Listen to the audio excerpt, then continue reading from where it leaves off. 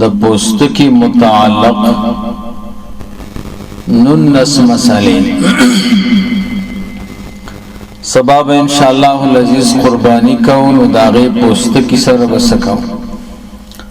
داغے متعلق ننس مسئلو تا فکر کوئی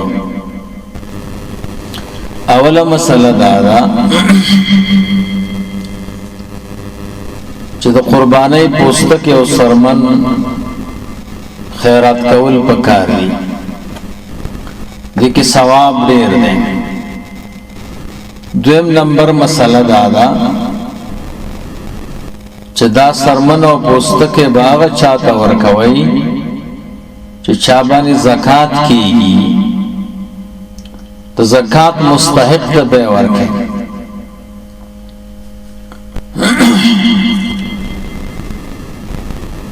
دریم نمبر مسئلہ دادا قیمت د سرمن او د پوستکی کی چکم پیسې راځي اکثر درې سلور نفر قربانی کی شریکی بیا په یو قصاب یا په یو سړی باندې د پوستکی سرمن خرڅ کی اور ته روپۍ ورکی دا کم روپۍ چې دی قربانی والا ترازی د پوستکی سرمن مقابله کی د دې خیرات کول واجب دي سلورم نمبر مسئلہ دا روپۍ په بدلای نه ورستو کوي بنا فورن به صدقه کوي کچا دا روپۍ بدل کړي نو خبره نه ده کدا بدل روپۍ یعنی نور لوټنه ورکړه دې سره صدقه ادا کیږي خو لیکن مکروه ده پنځم نمبر مسئلہ د قربانی پوستکی یا سرمن خپل کار کې سړی راوستي شي لکه رسۍ ته جوړی جانې ماست جوړی درې وغیرہ چې باغې باندې کینی داتې جوړی دا ورته جایز دی مشکل پکې نشته او کته دې سرمن نه جوړی شپږم نمبر مسئلہ دا د قربانی سرمن او پوستکه مزدور ته ورکول په مزدوري کې صحیح نه دي د شپږ مسلې مې درته فتاوی حقانی نه وکړي شپږم جلد صفحه د 390 باقی مسائل د مسائل د رفعت قاسمی نه دي چې سلورم جلد نه یو سل 350 نه بیا شروع کی وم نمبر مسئلہ د قربانی پوستکه یا سرمن مدرسین تا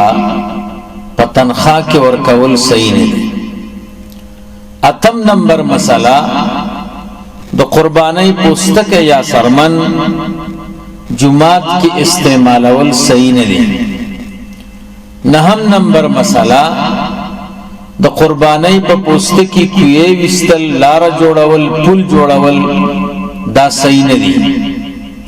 لسم نمبر مسئلہ سید تا هاشمی تا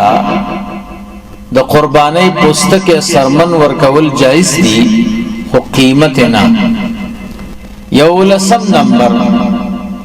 د قربانی په پوستکی یا سرمن قرآن شریف اغستل یا د قرآن شریف چوکۍ رایل اغستل چې طالبان مالک وګرځي جایز دي او کوم دغه سي مدرسه کې خودل جمعات کې نبی صحیح نه دي دولسم نمبر مسئلہ که حلال نه شي مخکې د حلالي او د ذبح نه د قرباني سرمن خرڅول دا حرام دي دیارلسم نمبر مسئلہ څنګه چې غوخه و تقسیم کیږي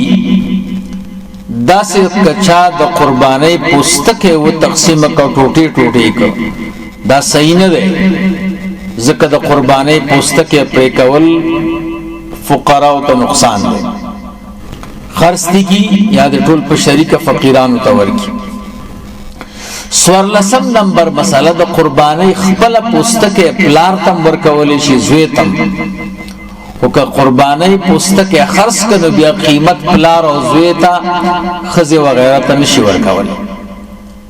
پنځلسم نمبر مسئله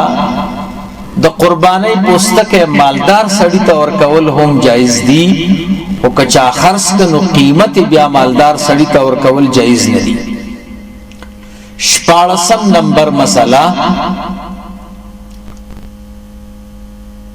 ترسو پوری چې د قربانی پوستکه د قربانی والا سړی نه خرڅ کړي نو نفع کې راوستل ورته جایز دي. هر قسمه نفع چې دیږي او چې کله خرڅ کو بیا د هغه روپۍ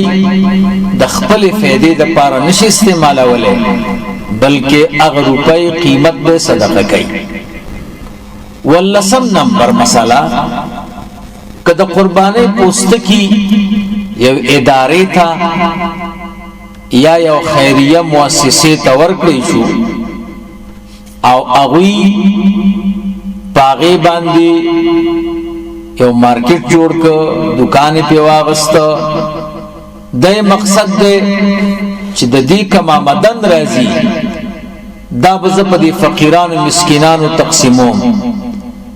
دا جایز نه دی بلکې دغه خیریه بنسټ مؤسسه چې دا چې د قربانی پوستکی اخلي نو وکالتن به اخلي د مسکینانو د غریبانو وکالت بکئی پاغه کې به تاخير نه کوي فورا به غوي ته ور کوي. دا مدن او د ګټي ذریعې په دې پوستکی جوړول دا روان دي. اتلسم نمبر مسئله د قربانی د پوستکی په عوض کې کڅوک د قصاب نه غوخه غواړي معنا دا د چې زبتا ته اوس پوستکی درکم بیا برستو محرم میاش کې غوخه راکې نو دا جایز دي کنه چې د غوخه ټول صفات د ته بیان کړي د فلانی شي غوخه بدر کوم دومره بدر کوم پسته بدر کوم اډو کی والا بدر کوم دومره پکې واز دی نو جایز دی. خو چې کله دی قصاب دی سړی ته غوخه ورکړه نو دغه غوخه صدقه کول بیا واجب دی په خپل به نه خوري کې او خوړه د دې قیمت به صدقه کوي. نو نسم نمبر مسئله که د قربانی پوستکه چا سره کې خو او دا تغله پټ کو نو سبکی چانه چې پټکړې په د زمان نشته تاوان پی نشته خود چانه چې پوستکه پټ شوی دی دا سړی به راپورته شي او د قربانی والا خلق به خبر کی چې ستاسو کم پوستکه ما سره وا خو چا پټ کو نو دغه خلق چې کم قربانی کړي د دته پوستکه ور کړو چې د دې حفاظت کوا نو دی باندې لازمه ده چې د خپل حصے د قیمت صدقه ورکی او که غل پیدا شي به تاوان پاغه غل ده او دی به قیمت صدقه ورکي. اللهم صل علی سیدنا و مولانا محمد وعلى آل سيدنا ومولانا محمد وبارك وسلم وصل عليه.